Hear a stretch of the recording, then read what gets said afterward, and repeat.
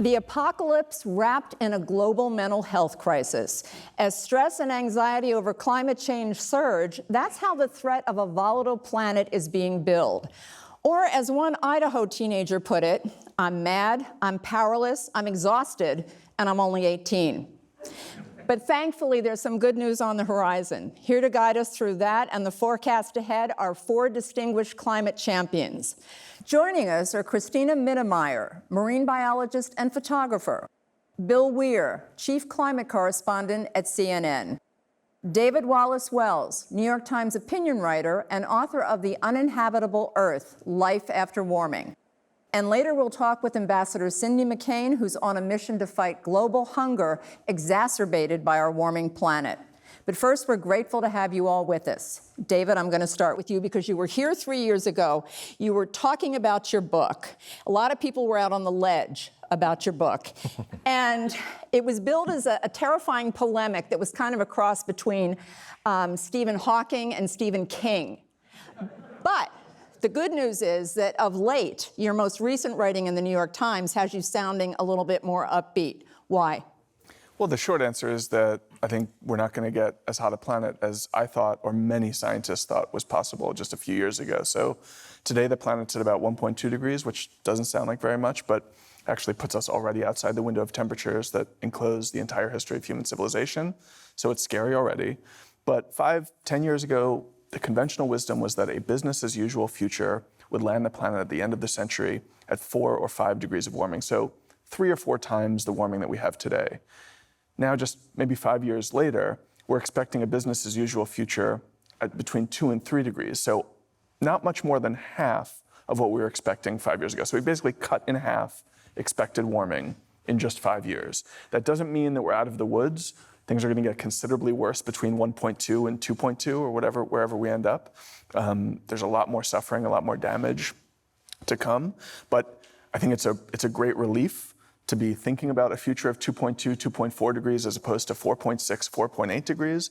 And that means that while we still need to do a lot to make those futures real, we can start thinking in sub-apocalyptic terms. It's post-normal. The world's not going to be normal anymore. But it also is not going to be the warming apocalypse that scientists told us was actually not just possible, but quite likely just 5 years ago.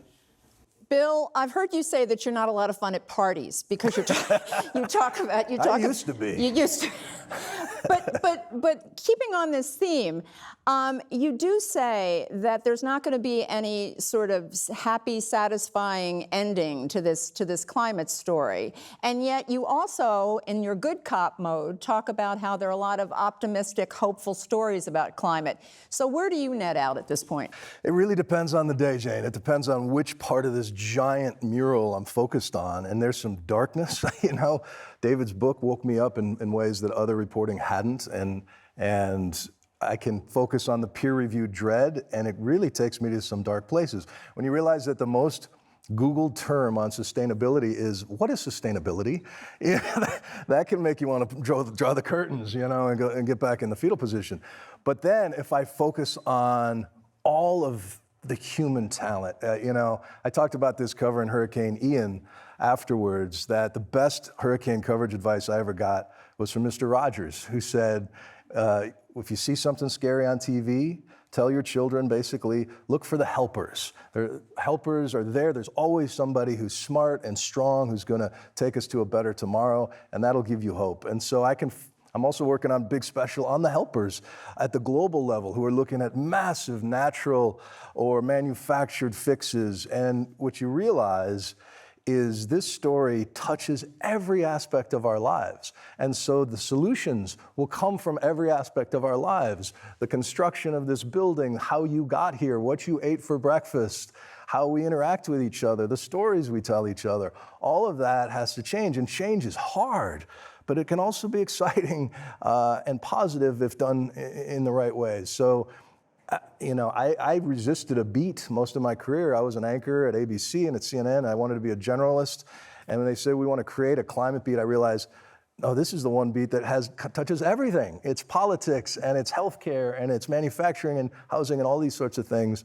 And the sooner that my brethren in the newsroom and the rest of us can come around with that sort of mindset, I think the conversation will really change, because there's so much potential just waiting to be released. Well, as you're saying, it does touch everything, Christina, but very often people don't hear it that way because, and I'm certainly guilty of this, I hear all these stats and all these technological terms, and I don't even know what's being talked about. So you, who started out as a marine biologist, and you still are, decided to become a storyteller through photography.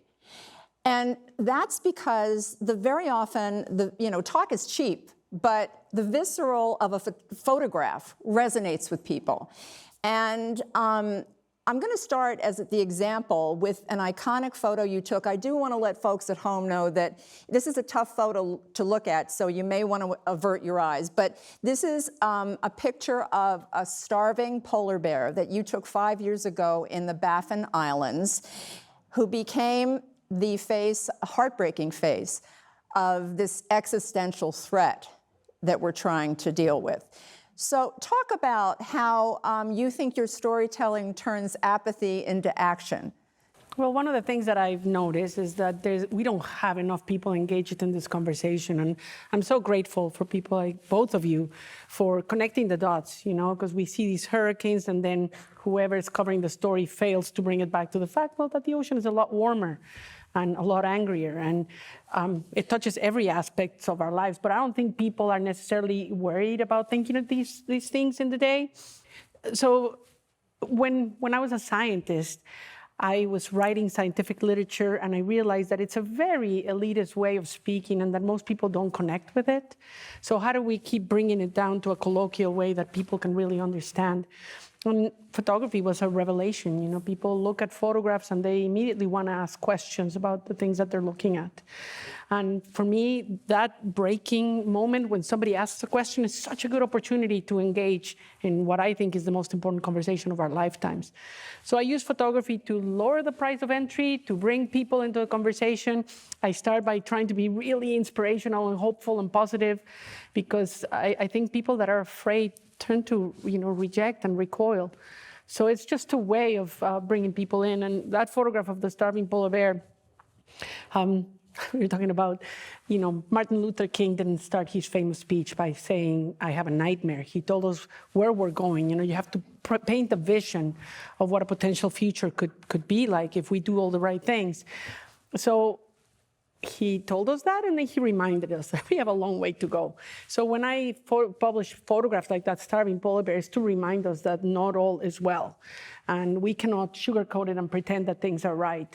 When I was working for National Geographic, we were spending months photographing animals that are dying because of heat waves in the ocean and lack of oxygen in the ocean.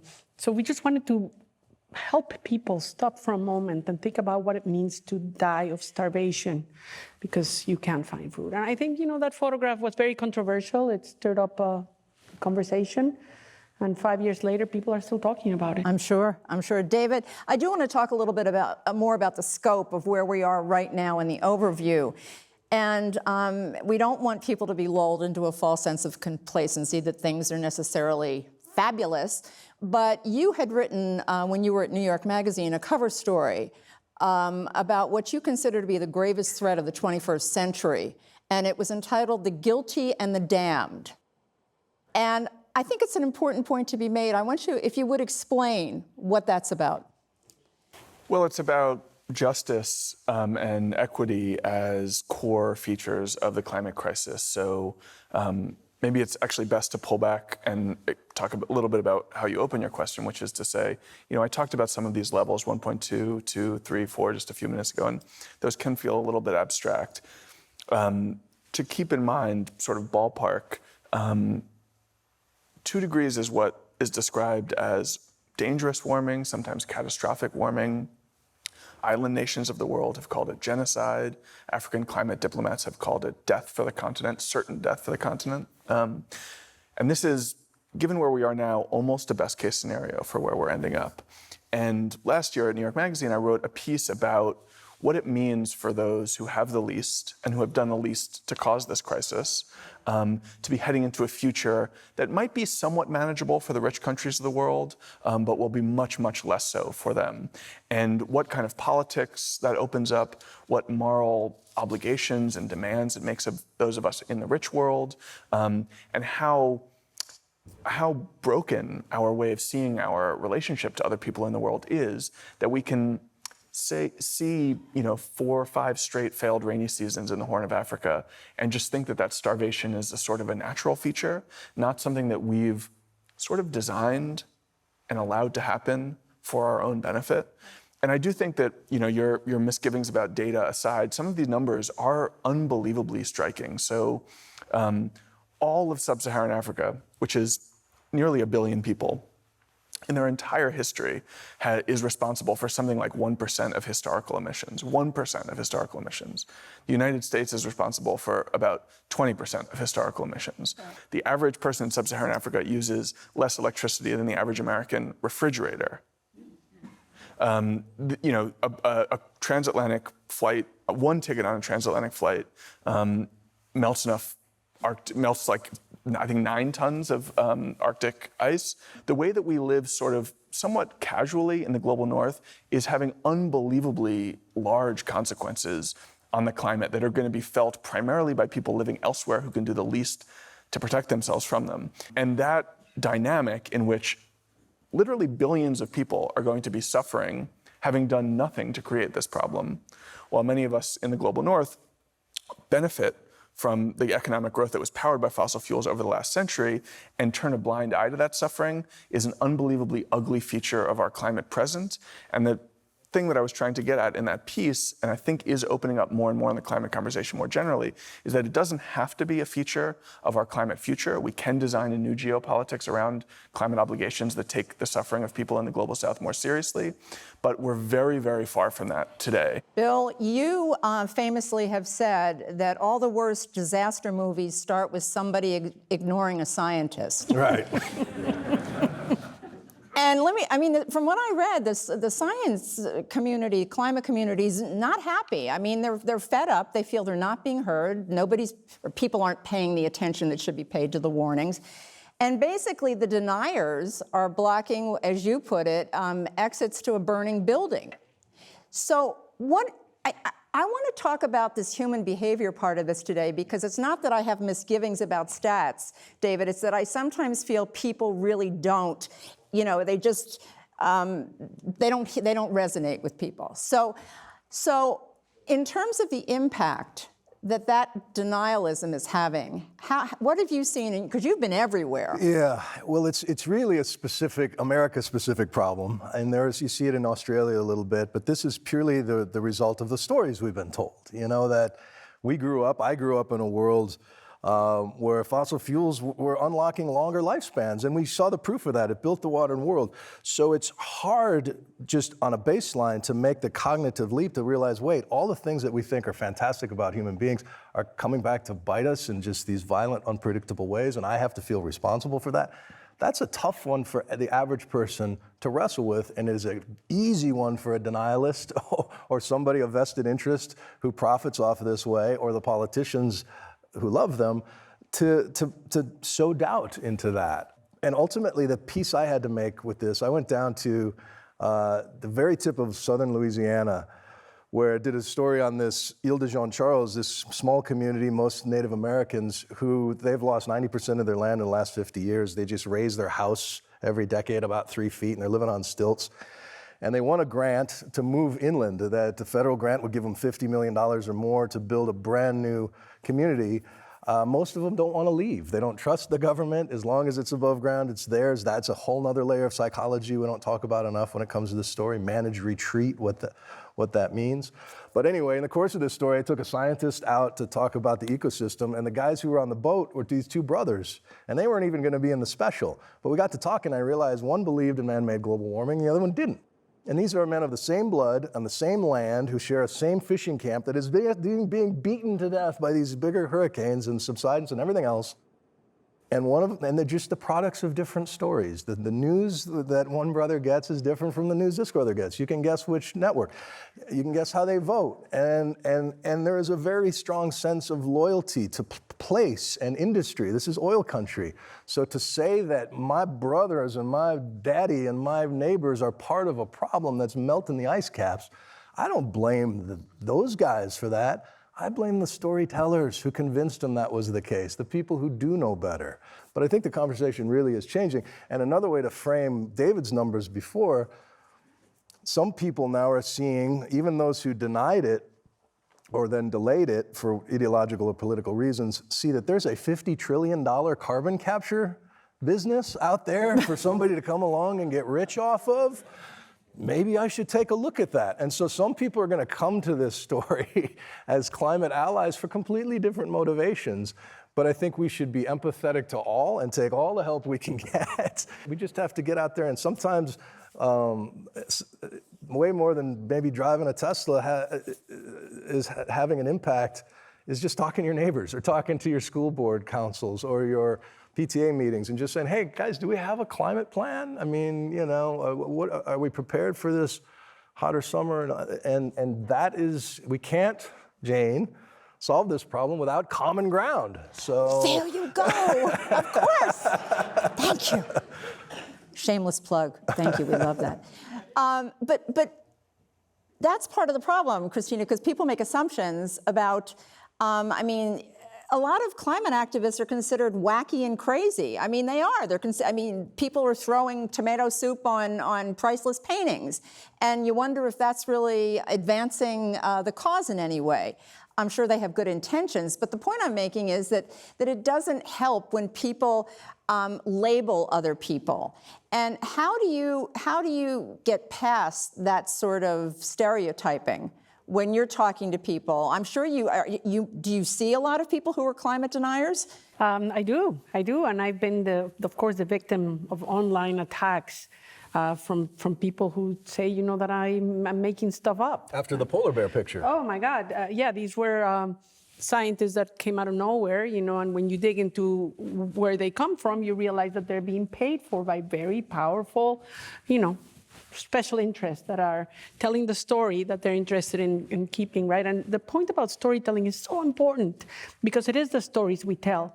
And one of the things that I talk about is the lack of funding we have to continue growing the right story and to have more access to bigger audiences to hear the story that people need to be hearing, because I don't think they're getting there. So to your point about protesters throwing tomato soup, these are young people that are terrified. And they're angry, and they have every right to be. But what that allows for those of us who have more of a middle of the ground message is to have a better chance of being listened. We're not throwing tomato soup; we're just trying to make sense. No, but you raised the point that the Lancet recently did a survey. Overwhelming evidence talks about the fact that young people from 16 to 25 are absolutely frightened about the future. 75% of them are frightened. Half of them think humanity is doomed, and that's a quote. And they feel betrayed by leaders and by people who could have done something about this, because as you point out, this is our generation's issue. We did this. We own this in a lot of ways. So these young people who, you have 3 children actually, who are 21, 25, and 31 or something. Something around, After 18, you stop counting. But yeah, but a huge part of the reason that I'm involved in this is because I can see how scared they are and how, they become apathetic. It's almost like they feel so defeated. There's nothing we can do about this. Here's the thing I will say, though, too, as well. If we ignore these kids, you think they're going to stop at throwing soup in museums? It could get much, much worse for people who think they have no voice and nothing to say. There were, eco-terrorism came to light in the 70s when things got grim. You shudder to think of that, but what's going on with what David said about the injustice of the global South, these people we have to pull them into the conversation, and the best medicine for depression in this space is action, is rolling up your sleeves and meeting like-minded folks and planting or rehabbing or doing coastal restoration work, all these sorts of things. can both be a balm for the anxiety, the eco-anxiety, which is now an official term of Yes. the American Psychiatric Society. Well, I want to pull another voice into this broadcast because recently I had the honor of sitting down with our U.S. Ambassador to the United Nations for Food and Agriculture, Cindy McCain. After a lifetime of public service, she's tackling her toughest challenge yet, fighting global hunger, a calamity made worse by the climate crisis. Ambassador McCain, we are so honored to have you with us today, and congratulations on your appointment and your new mission. Thank you. You have devoted your entire life to humanitarian causes. You've been a special ed teacher. You have helped children with cleft palates. You've helped clear landmines in Zimbabwe. You've been all over doing good for many, many people. Now you're on a mission to fight hunger and food insecurity around the world. And it's a mission you say is really integral to people's dignity. Can you explain why? First of all, thank you for having me. And I appreciate you covering this topic and talking about it because it is indeed something that we as a world need to worry about in a major way. For people who don't often make the connection between why climate crisis is so important within this picture, there are 3 C's, and let's talk about climate first and why that impacts food insecurity. I'll start with the southwestern United States and the lack of water. That's a climate change issue. I will also talk about the crops that they try to grow in many countries, but particularly Africa, where there is no water and no access to anything even remotely helpful in trying to grow crops to feed a village, let alone a family. Climate change affects everything. And what about the other 2 C's? Let's talk about conflict, because that's critical in this picture.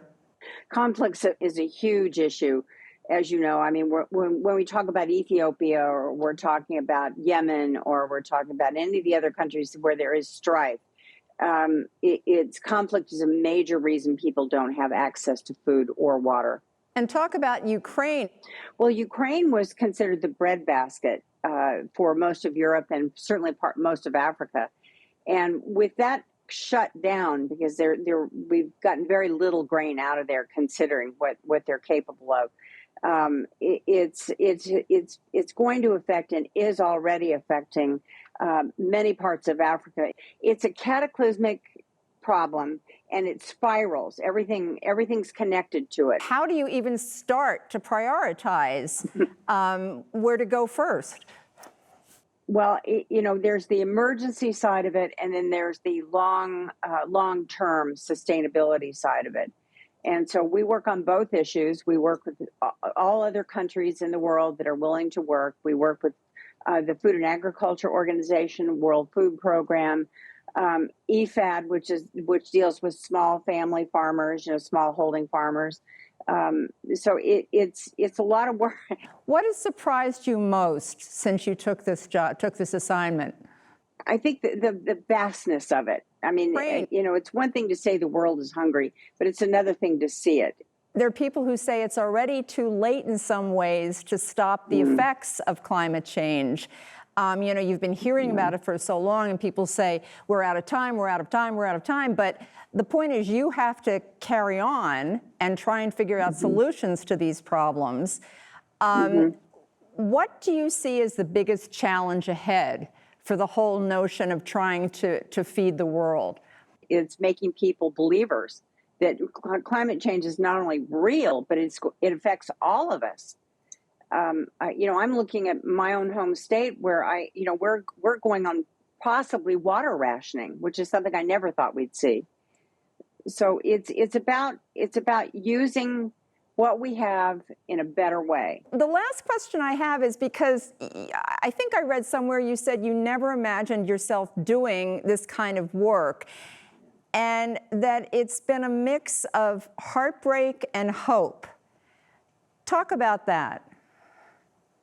It is. I mean, my husband, before he passed, said you have to go on. You have to live your life. You have to be productive. When I had the opportunity to take this job, and it's an honor of a lifetime for me, I was mixed, a little bit mixed, only that I just hope my husband agrees with what I'm doing, and I'm sure he does, but it is bittersweet though for me. It really is.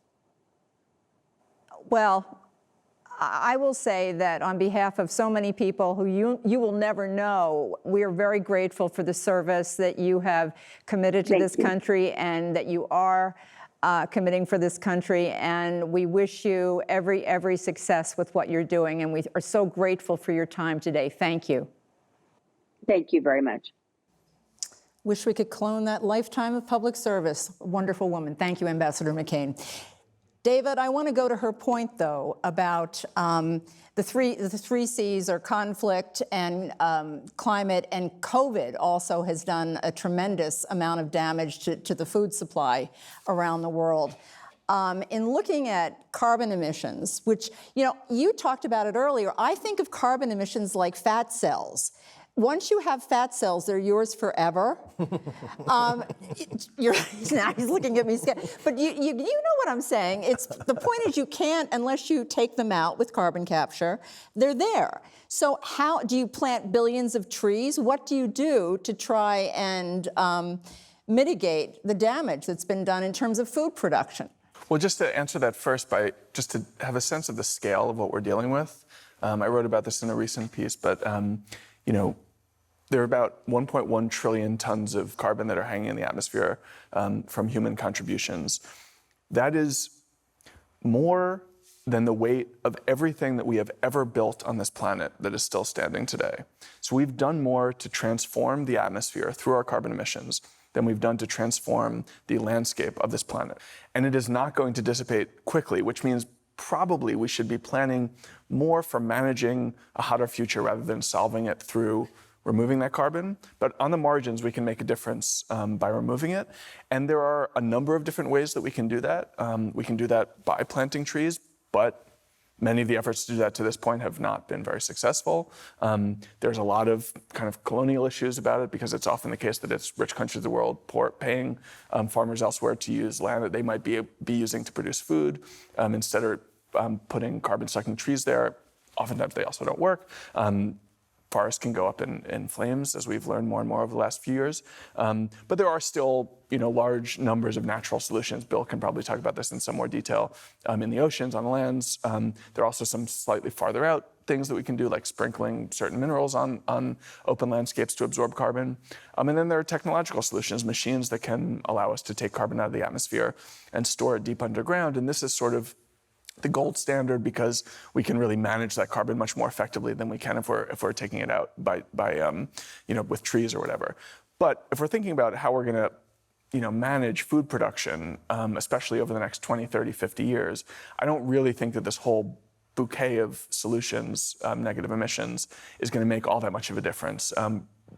Across the equatorial band of the planet, people are going to be dealing with much more intense weather, extreme drought, extreme heat waves, almost no matter what we do over the next few decades. And that means that we need to be adapting on the ground in the hands of farmers, particularly in those parts of the world that don't have many resources to do it themselves. That's to say, mainly in South Asia and sub-Saharan Africa. And the challenges there are really large. We have some crops that can do better that aren't yet in the hands of farmers. We know that certain fertilizers can work better under these conditions. But it's very hard to get those tools into the hands of the people that need them. And that is not a technological problem. It's a political and economic problem. And I would say that that's true of the food crisis generally, which is harrowingly large. And yet, it's also important to keep in mind, we're still producing more calories on this planet every year than we ever have before. So when we think about the hunger crisis growing, which it has been over the last decade pretty reliably, it's not because the planet as a whole is failing to produce food. It's that the food that we are producing is not going to the people who need it most. Right. And that, I think, is a useful lens to put on all of these issues, which is like, it's not just about, do we have the tech? It's not just, if we were designing a new world from scratch on a whiteboard, we could do it pretty well. It's, do we have it in our hearts? Are we moral enough actors in this world to make sure that the people who are facing the most vulnerability will get first dibs on solution and adaptation, as opposed to the people who are least vulnerable, like all of us on this stage. The way things are set up now, we're all going to benefit.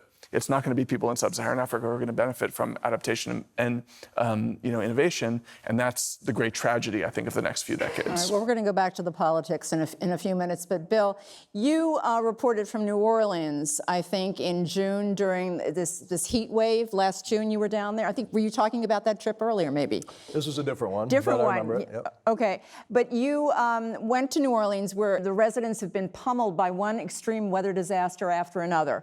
And so we have a video question from one of our viewers that addresses that scenario. Let's take a look.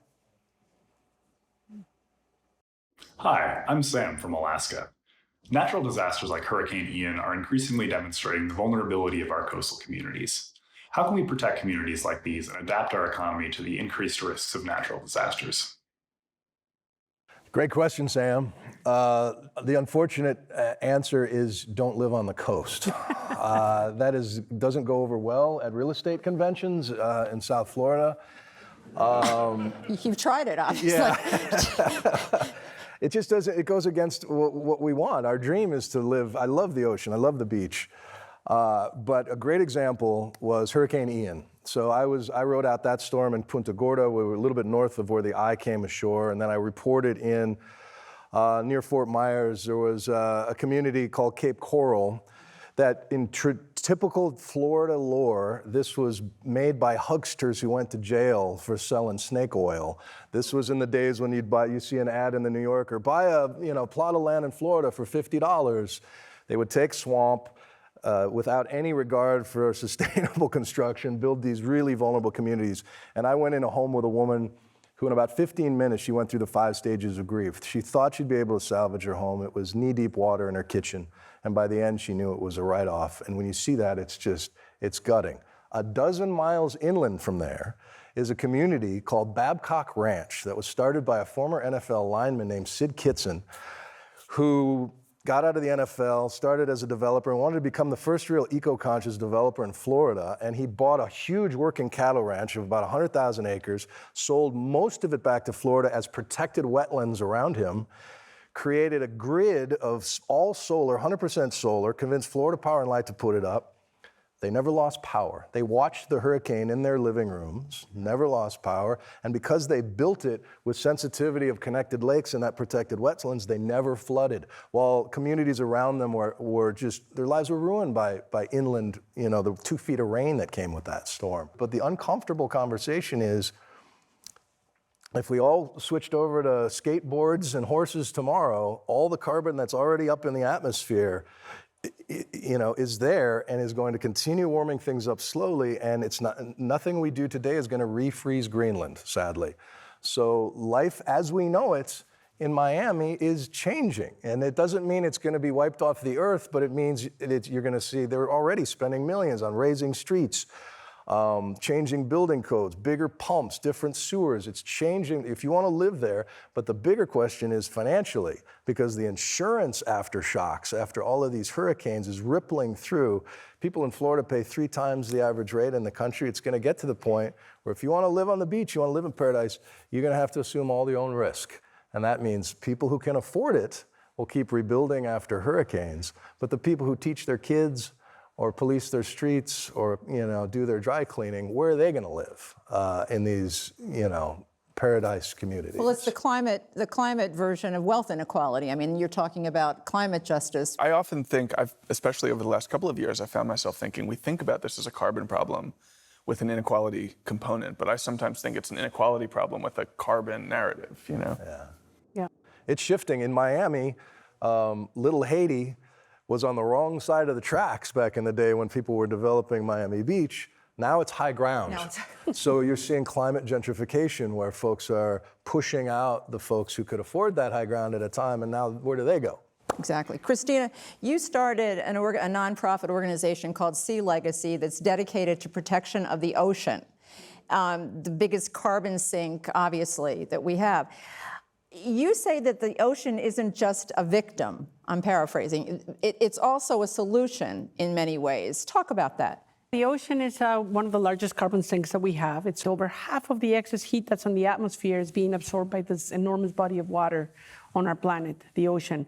And of course, it's suffering. You know, the heat waves in the ocean are devastating to the biomass in the ocean, but it's also causing acidification. You know, more carbon dioxide dissolved in the water. It's a chemical reaction that results in acidic water. That means that the plankton itself, most of it is, you know, tiny, tiny creatures that are very delicate, and they're made of calcium carbonate, disintegrate. You can't see it, plankton, and that's the thing. We've already lost the equivalent of 4 Amazon rainforests of plankton, and it is one of the most efficient ways of, you know, decarbonizing the atmosphere. So plants in the ocean, we almost never talk about them, but when you think about the 5 plants that might save the world, cassava is one of them. It's a root that can feed a lot of people, but it also has many other uses. Bamboo as a construction material. But the other ones are mangroves, seagrasses, and seaweed. And you and I were talking, Bill, about these farmers and these fishermen that are transitioning from land-based agriculture and fisheries into seaweed farming. It restarts the biological pump of the ocean. It's a sanctuary for fish. It's also sequestering and absorbing carbon from the atmosphere, and it's food. And when you feed seaweed to cattle, it reduces methane by 90%. So seaweed is a miracle. It's a win-win-win-win. It's a win-win-win. So hopefully we will come up with machines that can bury carbon deep but until then, the best bet that we have is maintaining and restoring these ecosystems that are doing the job today. So seagrass beds, you know, this week we're going to see it announced. The discovery of the largest seagrass meadow in the world in the Bahamas is going to take that country from being a victim of hurricanes like Dorian destroyed the Bahamas. And now they're going to protect the seagrass, and they're going to be issuing blue carbon credits against that protection, generating income to rebuild the country and to restore more ecosystems. They're going to be restoring their mangroves in Bimini and educating Bahamians to become ocean scientists. I mean, the vision of a single prime minister to build a blue economy based on conservation. All right. David, going from sea to land, we have a video question that we'd like you to tackle. So here that is. Hey there, I'm Paul Singer, a climate activist here in Northwest Connecticut, where we're working to protect one of the most significant wildlife corridors in our country. In your opinions, what should we be doing politically to support climate initiatives and wildlife-friendly infrastructure programs? Thank you. Well, I'd be curious what you guys think. My first answer is just to say everything. We're not doing nearly enough, and we don't have nearly enough political support for the things we are doing. I think there is movement on this. I think that especially younger generations, but across the generational spectrum, you're seeing much more focus on, concern over climate issues, much more interest in solutions side of things than even 5 or 10 years ago.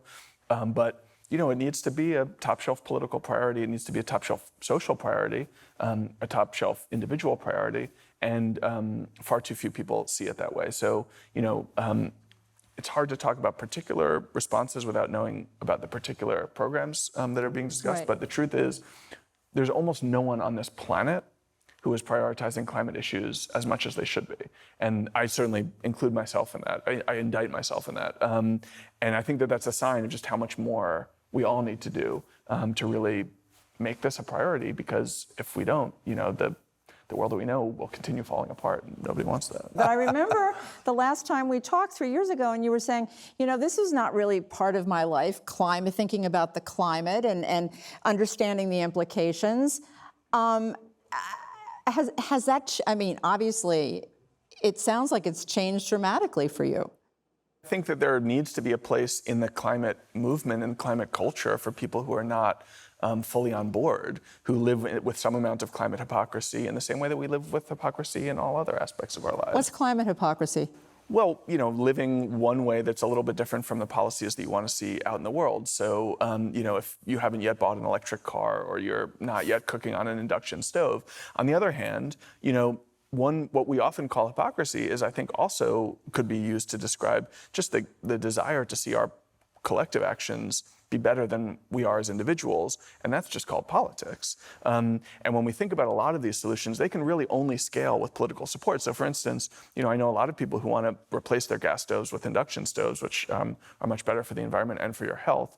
But you need the proper piping and wiring in your house or your apartment to make that happen. You need building codes to encourage that to happen. And we're decades behind, actually forcing that through. We need the social revolution to allow individuals to take action into their own lives. But we also, I think, need to have an attitude and perspective towards people who are trying to make changes and advocate for more changes that are welcoming them as opposed to pushing them away. And that means understanding that not everybody's going to be a perfect climate actor, but that everybody should be doing more and that we should be applauding people who do more. But at the truly big picture level, the culture is moving in the right direction. The question is whether it's moving fast enough, and I think the answer is no, but it is moving in the right direction. Every time you buy a plane ticket, there's a little prompt. Do you want to offset this? The offsets that are available to you they're garbage, but they're still selling it to you. And 5 years ago, they wouldn't have been even trying. Yeah, and they could be made better. That you could walk down the supermarket aisle. They're now, foods that are advertised as being zero carbon. You see zero carbon fashion being advertised to you. We are going to see labeling on the carbon footprint of items. I think we are moving in the right direction. And I find that a lot of people are kind of waiting for permission to become bigger actors in this. And we were just talking about, you have to be willing to have courage and wear your superhero spandex suit, like the gentleman, and start speaking to your neighbors and having a louder voice and having a bigger opinion and, maintain the civility, but be assertive with it. We're in a crisis and it's going to take all of us, so. If you had a wish list at the top of the wish list, and I'm sure you do, aside from the ocean component, what would make the biggest difference? We have a carbon problem, and if you imagine this carbon all in a tub, we have to do two things. We have to turn the tap off and slow or stop emissions, and that's where 90% of the conversation is today. The other problem is we have to get rid of the carbon in the tub, and that's where we have to turn on either machines or natural carbon solutions like restoration of mangroves and seagrass beds. But the thing that's most interesting in these solutions is the political will and voting for the people who actually care and are willing to do something. And I find a lot of hope in younger politicians that have families that can see the future, that are scared as we are. I was recently in Panama, and a high-level cabinet are all young people. They're in their 20s. They're on WhatsApp from cabinet to cabinet, talking to each other and helping pass legislation really fast to do things that are a little bit out of the norm. Protect sharks, protect whales. Whales are like the gardeners of the ocean. They bring nutrients from the deep where they feed, and they poop in the surface, and they fertilize the plankton. So we need way many more whales. And when we think about sustainability, we need to expand the definition of sustainability. It's not just the minimum we can do to minimize our footprint. We have to think about biodiversity because we have a dual crisis. And since 1970, we have lost 69% of species on this planet. It's not just about humans. There's no life on this planet unless we take care of our fellow passengers. So. Exactly. Long answer, though, wasn't an answer, sorry. No, it was a lot of answer. It was terrific. It's like you're the Shell answer woman of these suggestions. I do want to go back to the politics because, David, in reading some of your writing, you talk about the fact optimally, and we have talked about it today, we need to overhaul. We have to look at our economic policies and our culture. We have to look at why we're short-sighted. We have to look at why we're selfish. All of this addressing this lack of climate justice that you've been talking about. But I do have to ask you, even if you start local, which again, people are increasingly, and it's exciting to see the understanding that it starts local, it starts in the states, you've got to make a difference there. But we live in a country where people don't even agree on who won an election. So where do you start? Well, I think, luckily, we're in a place where we can make a case for climate action on the basis of self-interest and indeed local self-interest now. And that was not the case 5 years ago. Things have really changed here. I think it's one of the reasons why there's considerably more hope in the climate movement than there was just a few years ago, because for all the great moral intentions, for all the growing concern, for all the existential feeling that's out there. There's also a growing consensus among economists and policymakers that at nearly every level of society, in almost every place in the world, moving faster to decarbonize will be better for the people there very quickly.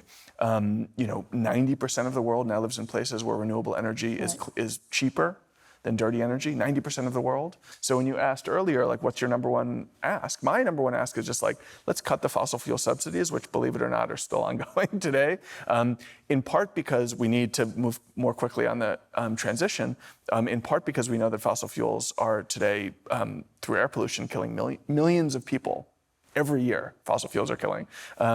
Renewable energy is not going to kill any of those people. And in part because we want actually a more prosperous future, and that can only happen if we get off of these damaging energy dependency and towards something that will allow us to, even in a really crude kind of like business-minded, cost-benefit kind of way, allow us to grow more quickly than we have right now. Nearly every new paper about this says, like, the faster we move, the better off we'll be. That's not just true at the global level. It's not just true at the national level. It's true at the local level. And that means you don't even need to engage in a question about climate change or climate damages or climate reparations. If you're talking about how to decarbonize, you can just say, you want to live a healthier life? You want to breathe better air? You want to grow faster and have more prosperity? The answer to all of those questions is the same, which is to say, to decarbonize. And that, to me, is a sort of a silver bullet through a lot of the partisan conflict, and even beyond the partisanship, the sort of culture war dynamics that are afflicting these debates elsewhere in the world. It's one reason why I think we're going to see some change here. Like, we're not there yet, but 5-10 years from now, I do really think that we're going to be in a very different place on a lot of these issues when it comes to climate, because fossil fuels are undeniably dying. That business model is gone or going. It's only there now because it's being propped up by public subsidies. Once those disappear and green energy grows, I think the culture war dynamics are going to change dramatically. Bill, do you think he's right? I think he is. I do think that, what we're seeing, disturbing trends. You've got this sort of private investors buying the dirtiest, smallest oil companies, trying to take them private so they don't have to worry about regulation. There's always going to be people who are going to try to squeeze the last of a dying energy source. I want to burn the last whale, or 100 years ago. That's troubling. I think people are sorting themselves or moving around the country and whether they're making these conscious decisions that they're a climate migrant or not. But if you just went through Ian and you don't want to go through another one and you're going back to the Midwest, you're a climate migrant, and that is just going to intensify going forward, changes the definition of neighbors and strangers and local politics and all those sorts of things. But at a certain point, there was a tipping point with the automobile that we're not going back to horses. There were enough manufacturers, there was enough of the supply chain around that. And I think we've passed that point when it comes to electrifying our lives. It's just a matter of how fast it happens. If I could just say a couple words about the geopolitics, which I think are really interesting and important, and also move in a bunch of different directions at once. It's crazy that the price of American gasoline is dependent on whether somebody invades some country on the other side of the world. That's just, we can control our energy if we produce it renewably in our own countries, and that's been seen all around the world, although how it all shakes out for countries in sub-Saharan Africa and South Asia that need to, that are living in energy poverty today is a big open question, because, we grimace at the increase in energy prices here, but in places like Bangladesh, they're already having mass blackouts as a result of the same dynamics, because we're outbidding them for not just gas, but also coal. Exactly. Okay, well, we've had good news, and we've had actually more. Let's stick with the good. No, it's been surprising to me that there's been a fair amount of good news during this broadcast, and the good news is that there has been, but the bad news is that we're almost out of time. Before we do break away, Christine, I want to ask you a quick question, which is, has there ever been a photograph that you couldn't bear to take? Yeah. At the beginning of my career as a photojournalist in the Amazon, I was sent to tell the story of indigenous people that were going to lose their homeland because of the construction of the third largest hydroelectric dam in the world.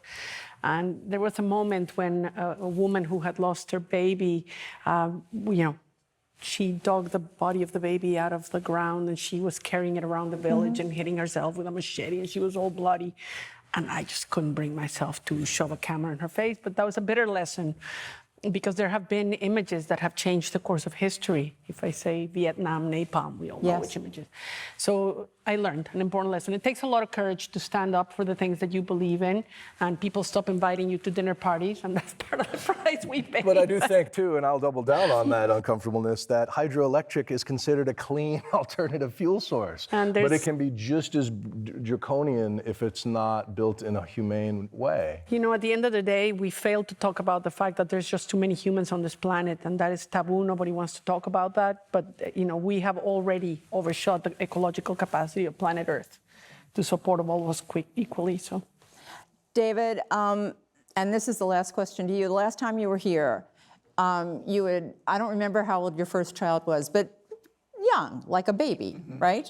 And you had said that having a child is an act of hope, obviously. I mean, you were talking, I mean, people were scared listening to you. And so you had that child, and now you've had a second child. So where are you on the optimism scale at this point? Well, you know, I'm definitely more optimistic than I was a few years ago, but I'm still much more pessimistic than most people are. I don't think anyone's surprised. I think that's really important to understand in the context of everything that we've been talking about, which is there is reason for hope. There is progress being made. In fact, there's a lot more progress that's being made than I would have thought was possible just a few years ago. And yet, we waited so long to get started that we're not going to solve this problem. We're just going to be living with it. We get to decide whether we're living with 4x of it or 2x of it. We get to decide how we apportion the burdens that climate crisis produces, how we apportion the responsibility of dealing with it. Those are all up to us. They're political challenges. But no matter what we do from here, we're not going to steer clear of climate disarray. The planet will be transformed. It has already been transformed.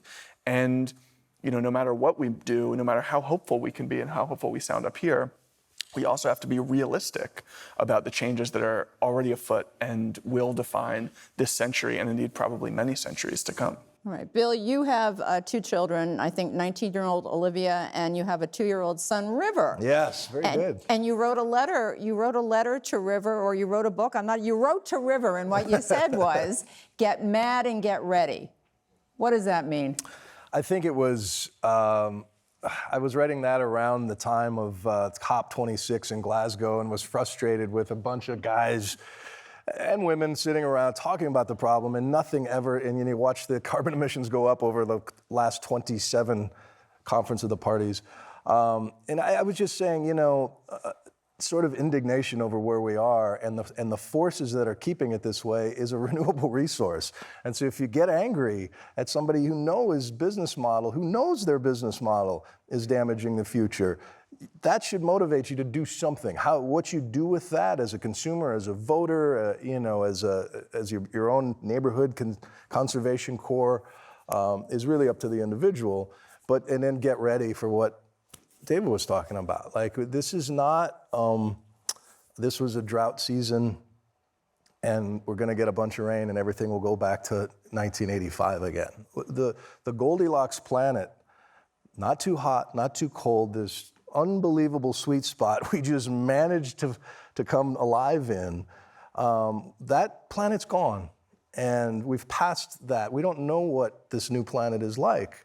We don't know how the rules work. We don't know what the growing seasons are or what supply chains will have to bend around all this new reality. We just know it's going to be different. And once you do cycle through the 5 stages, acceptance at the end of that is where you find the most capacity to save as much life as you can and ease as much blood, sweat, and tears as you can, because that is up to us. Christina, last question goes to you, and it's based on what you say in this clip. Let's watch. Martin Luther King didn't start his famous speech by saying, "I have a nightmare." He told us what the dream was. So I want Sea Legacy to be that vision of the future of where we can go if we actually take the steps that are needed. Because if you can visualize the future, if you can imagine a planet where there's a living ocean and there's wildlife everywhere, then we can make it happen. So you all have helped make that happen today, but there's still, I promise you, people out there saying, okay, I want to do something. And I just give us one step. Where should people start? Well, you have to start with yourself, and there's everything that we can do today to be more sustainable. You can choose to be vegetarian 3 times a week. We can choose to, change some of our appliances. There's like an endless list that you can Google on the things that we can do. But I think the most important thing that we can do is reorient ourselves to recognize that we are not separate from this planet. This is our home planet carrying us across the universe. We have nowhere else to go. We don't even know how it works. And very importantly, I think our economic model is completely flawed and failed. In nature, anything that's supposed to grow infinitely is called a cancer. And yet we insist that our economy needs to grow ad infinitum. Every year has to grow, grow, grow. We've already overshot the ecological capacity of this planet, so we better start telling a story for a different type of economic model that is not the one that we have today. Okay, well, you're also Zen. I mean, for climate people, it's kind of like, I don't know if you're always like this. I don't need... It's a marathon, not a sprint, Jane. We got to pace ourselves. Resignation, is that the 5th? I don't know. I want to... Acceptance. Well, you've all inspired us to envision and work for a better future for the planet. And now we're going to wrap up with a silver lining moment with someone who shares that vision. Meet 18-year-old high school junior and activist Shiva Raj Bhandari, who channeled his passion for climate justice and a sustainability platform that would save money into a seat on the Boise, Idaho School Board. It is our duty to fight climate change in the United States. It's a duty to align with what the city of Boise is doing, but really because it will save a ton of money. Shiva beat out an opponent endorsed by a far-right group that supported banning books. He hopes his victory sends the message that we can never back down in the face of extremism and violence. Indeed. That's our show for today. Again, we're grateful to our all-star panel and to you for joining us, originally from the other Washington, Connecticut, now from Litchfield, Connecticut. Until we see you back here next time for Common Ground, I'm Jane Whitney. Take care.